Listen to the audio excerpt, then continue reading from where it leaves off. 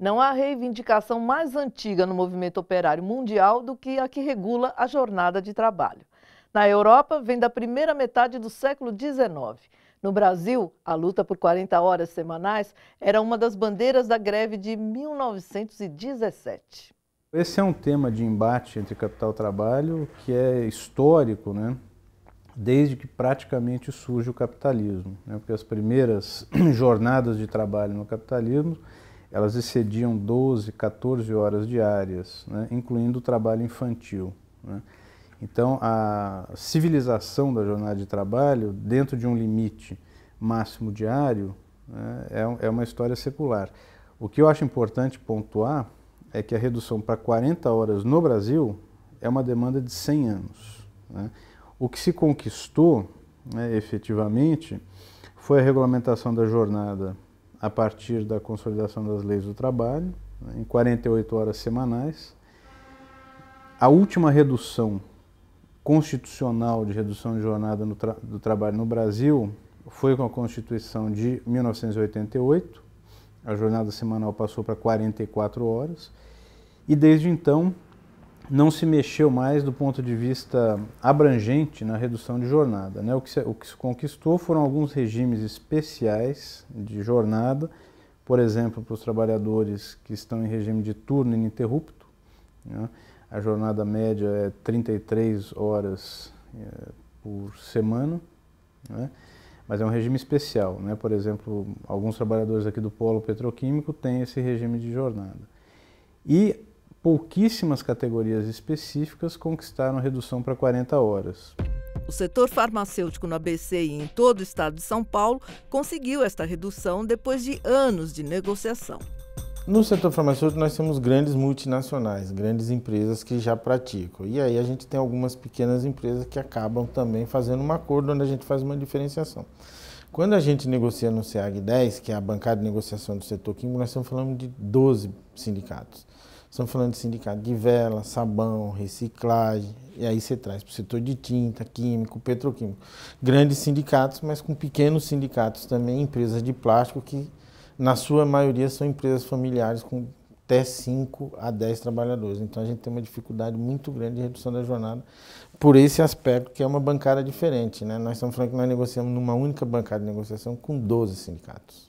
Nós estamos avançando, nós temos as empresas, como eu te falei, Colgate e Colinos, que aí nós estamos falando perto de mais de 3 mil trabalhadores que trabalham em média 37 horas semanais. Nós temos as outras empresas que nós trabalhamos em torno de 42 e o polo petroquímico que faz a média semanal de 36 horas. Então a gente tem um mix de jornada de trabalho aqui na nossa categoria e o setor farmacêutico que faz 40 horas no estado de São Paulo. Diminuir a jornada de trabalho no setor químico é também uma questão de saúde. Quando se reduz jornada, também você está cuidando da saúde do trabalhador, né? É diminuindo o tempo de exposição dele nos produtos químicos. Portanto, reduzir jornada também é questão de saúde. E já está comprovado que a redução da jornada de trabalho afetaria positivamente todas as outras categorias profissionais. Para a imensa maioria dos trabalhadores brasileiros, a jornada de trabalho é excessiva, a jornada regulamentada. E mesmo assim, muitos trabalham além da jornada regulamentada, né? Então, regulamentar isso é crucial, né? Isso é importantíssimo para que o trabalhador tenha tempo livre, né?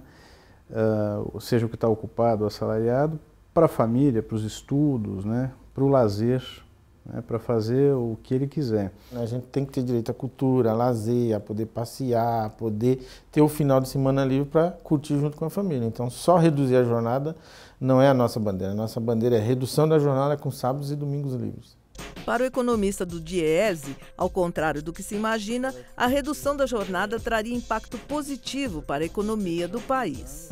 A redução de jornada para 40 horas semanais, ela não traria implicações nenhuma para o empresário, para o empregador, do ponto de vista de alteração de produção, porque de fato é o que se tem já como jornada na indústria, né? O principal impacto se daria no comércio, né? As jornadas no comércio, elas excedem hoje, em média, 45 horas semanais, né? Então aí a redução ela teria um impacto direto, né, para o trabalhador e para a geração de novos postos de trabalho, porque você limita a jornada, obviamente, se você vai continuar tendo o mesmo número de lojas, enfim, você precisa repor, né, ou ter mais trabalhadores para dar conta de exercer aquele trabalho. No Diese, nós temos uma estimativa de que a redução de jornada de trabalho hoje, de 44 para 40 horas, de imediato geraria a possibilidade de até 3 milhões de postos de trabalho. O que tem de resistência, na verdade, em grande parte, é uma visão conservadora e mesmo reacionária, né, dos empregadores no Brasil.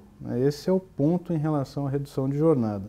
Porque do ponto de vista de custo, né, não haveria grandes impactos. Então, você só tem avanço nessas conquistas quando você tem uma base organizada e principalmente que acredite e respeite o sindicato, que é sindicalizando e participando da luta. A redução da jornada de trabalho desperta muito interesse no trabalhador. É o que vamos ver a seguir com as explicações da nossa especialista, mas do ponto de vista jurídico da questão. Quais seriam os benefícios que o brasileiro poderia ter? Hoje em dia, o Brasil é o país onde a carga horária é mais longa, né, cumprida. Eu queria saber quais os benefícios que a gente poderia ter. Quando você tem a redução de uma jornada, vai ser imposta pela lei.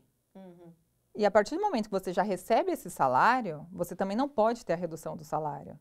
Então, já tem o princípio constitucional que fala que você não pode ter redução de salário. Então, você vai continuar com a mesma jornada e o mesmo salário. Para o Brasil, se a gente conseguisse cumprir as 8 horas diárias e 44 semanais, já seria um bom começo. Porque a grande parte da população empregada não cumpre nessa jornada, seja porque bate ponto e continua trabalhando além da jornada, ou porque está na informalidade. Então, se a gente conseguisse cumprir o que já tem, já seria um grande avanço. Porque a gente tem muita legislação, tem muita coisa boa, mas não é nada cumprido. Poucas empresas conseguem cumprir tudo. Eu gostaria de saber se uma falta justificada pode ser descontada. Bom, Maria Iracema, uma falta ela pode ser descontada sim se ela for injustificada. Sendo ela justificada, não pode ter esse desconto. Então, um exemplo de falta justificada seria quando morre a sua mãe, ou sua irmã. Essa falta não pode ter esse desconto de 2 dias. Então, por esses 2 dias, o empregador não pode fazer esse desconto. Para doar sangue, também pode ter essa doação de sangue e não vai ter esse desconto. Então, se você faltar, não vai descontar das suas férias, não vai descontar do seu salário, nada disso. Eu quero ser mandada embora. Se eu tirar férias, eu ainda tenho estabilidade de 45 dias depois das férias? As férias é um instituto que dá muita confusão para os empregados. Por quê? Porque durante as férias não pode nem ser mandado embora e nem você pode pedir demissão. Só que após essas férias, você não tem nenhuma estabilidade. Então, voltando de férias, pode sim o empregador te mandar embora. Quer mais informações sobre direitos e deveres do trabalhador? Consulte os seguintes endereços eletrônicos: